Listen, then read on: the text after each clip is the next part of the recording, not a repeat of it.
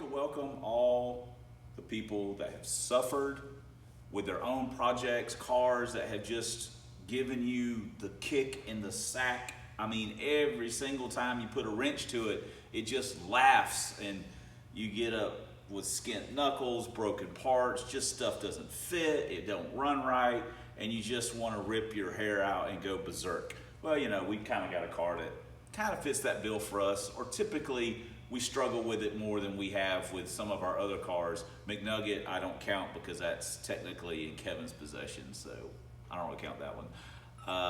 We're not, you know, used to having so many kooky problems. I say problems, just misfortunes, coincidental and whatnot. So anyway, as you well know, we put a Slipmaster 2000 clutch in here, and we're pleased with the results. At least out here banging around the road, stuff like that, everything seemed a lot better. But as you well know, we haven't taken it to the track yet.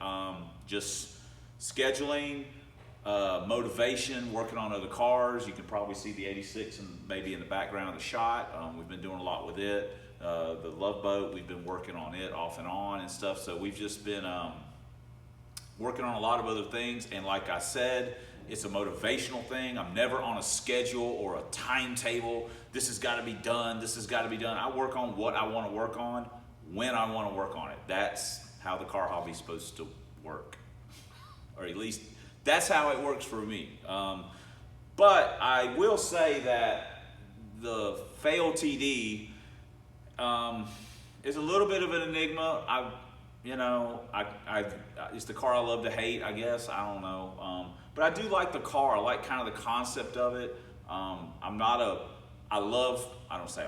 really like muscle cars and stuff. I'm just not the guy to own one. I don't want to work on old cars. They're a real kind of hassle sometimes, just to me. You know, Mustangs are easy, but this is my version of a muscle car. I really want to like it more. What I'm getting at is that we're making some changes to the car to maybe try and make where I just like it a little bit more, even from a visual. Sometimes it's a visual. Sometimes it's not about necessarily making the car faster. It's about making the car more enjoyable, or the experience is more enjoyable as a driver. So having said that, we are technically maybe going to try and make it a little faster. And we don't even know how fast it is now. But having said all that, one of the things we did do is that we cut basically half a coil off of the front coil springs, and we got rid of these isolator deals. So to kind of give the car, it's probably hard to tell right here, but the car's got a little bit, it's at least more or less level. And I know this has nothing to do with it, but if you can't appreciate a cold Mountain Dew being cracked open, you need to just move out of the country, I guess. I mean, don't move to Canada. They like Mountain Dew.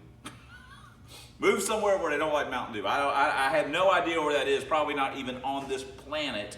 Somewhere out in the solar system. I just can't imagine such a place exists. But the car's a little bit more level. Probably, I would assume, I think with the slicks on it, it'd have a tiny bit of rake to it. But that's one of the things we've done. Just from a aesthetic standpoint, when I'm looking at the car, I didn't really like how it sat lower in the back, but why raise the back when you can lower the front?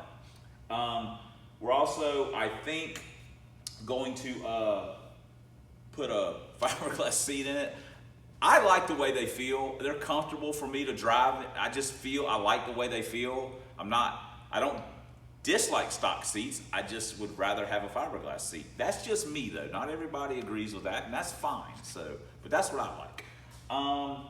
And we've got a few other changes that we're going to make down the road, but we're going to do the seat, and I'm going to also, one of the door bars is out. They don't really weigh that much, and I'm going to look into that a little bit more now that I've got the extended reach grinder, thanks to Kev Dog for that. And maybe I'll look at getting some of the door bars out of the rear. They're really short. I don't really know if it's worth the effort, but it's worth a second look, because it's been a long time since I did the driver's door. So, but we're planning to take this to the track, weather permitting. So, I don't want to get super involved in doing a bunch of stuff, but we do have couple small mods, and then, which may lead into something bigger down the road. There's a little parlay situation going on, and if you've watched this channel long enough, you kind of know how that goes. Who knows what's going to happen? So there's some stuff in the works that may be in the works. We just have to really kind of sit down and talk to the parlay, the other party in the parlay, talk to them and see what their thoughts are. And we really need to jot some stuff down on paper, because this is really kind of an Indian village kind of a deal where we try and benefit the whole group from stuff, not just make one car, but if it works for everybody, if everybody can get a piece of the buffalo, then that's better, you know. That's just the way I guess justify it or like doing it. So, all right, well, this is probably already about 6-7 minutes long, and it's about a 12-ounce can's worth long. So let me get off and let me start taking the door panels off and see what we got going on. All right. Maybe if I made shorter videos, I wouldn't complain about the editing so much. There's a thought.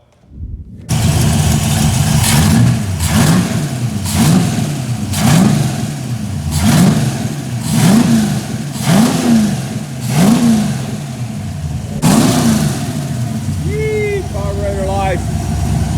Carb life.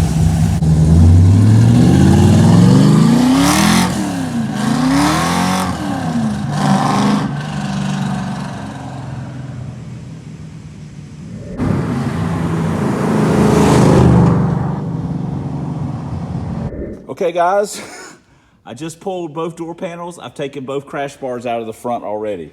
Holy cow. Okay. That's how long ago I did it. It's been a while. So, all right. I'm pretty sure I didn't do the back. I better check. No, I didn't do the back, but I did do the front. It's odd. We just weighed our two seats. 8 pounds would cover, 25 pounds. So that's 17 pounds weight savings. Roughly. So if we get it in the car, we're fixing to put the brackets back in and kind of take a look at it. Okay, back to our little seat issue. I've been doing some exploratory fitting and stuff like that. You may notice not all fiberglass seats are created equal. You can see how this one mounts. I think what I'm going to do is I'm going to grind these brackets off. These are the brackets that came, I bought it like this. But these brackets are obviously mounting brackets for the seat. And this Mustang brackets don't fit in LTD. It's not a bolt-in. The LTD's wider and whatnot. But I'm going to take those brackets off, and I think I'm just going to bolt them into the car in a fixed position, which is no big deal because I'm basically the only person who's going to be driving it.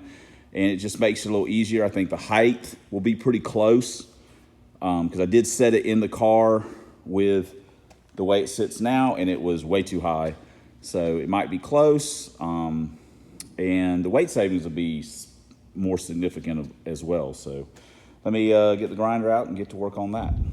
Okay, we've got two good pieces of news. The first one, I'm sure you can guess, is that we're about to bust the seal on this delicious can of Mountain Dew.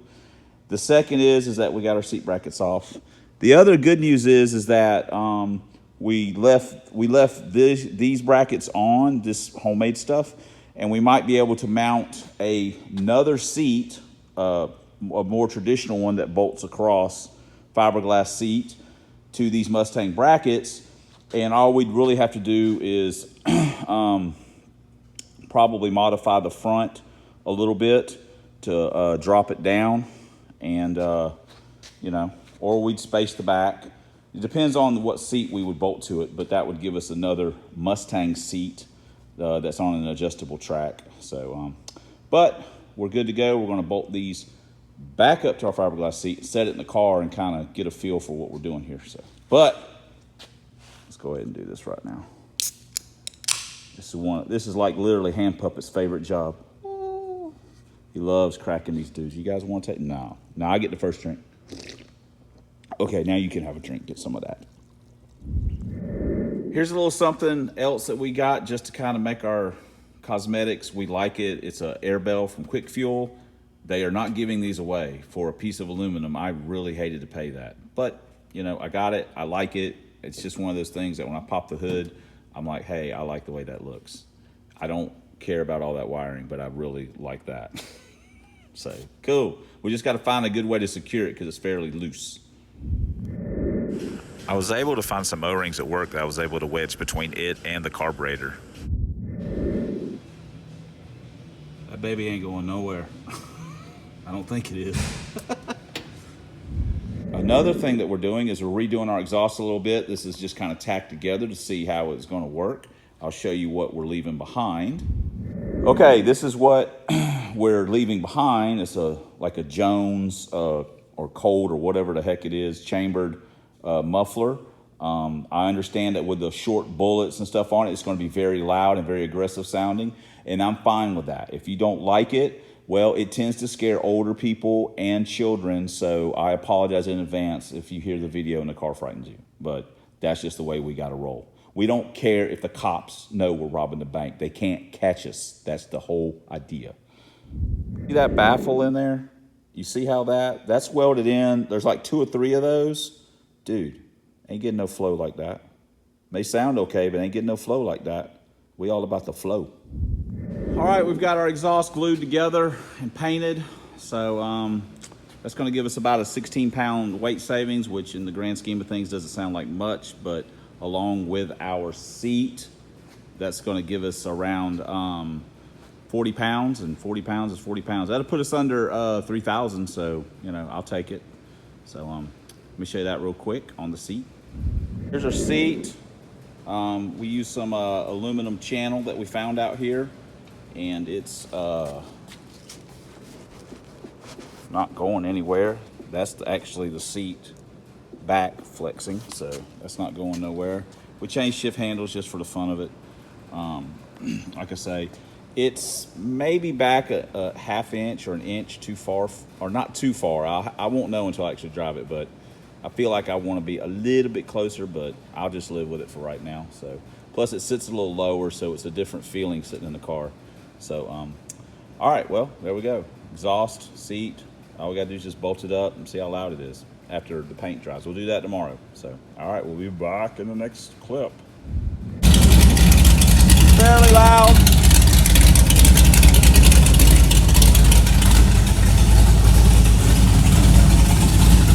Still not warmed up yet.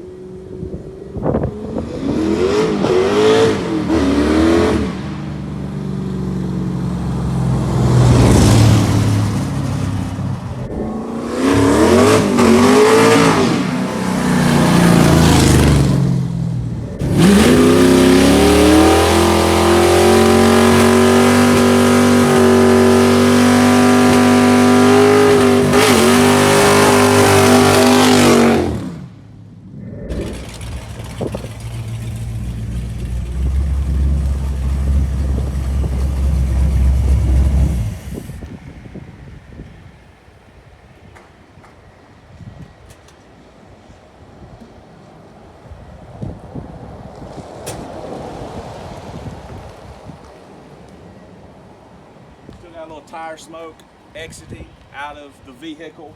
So everyone calm down. All right, well,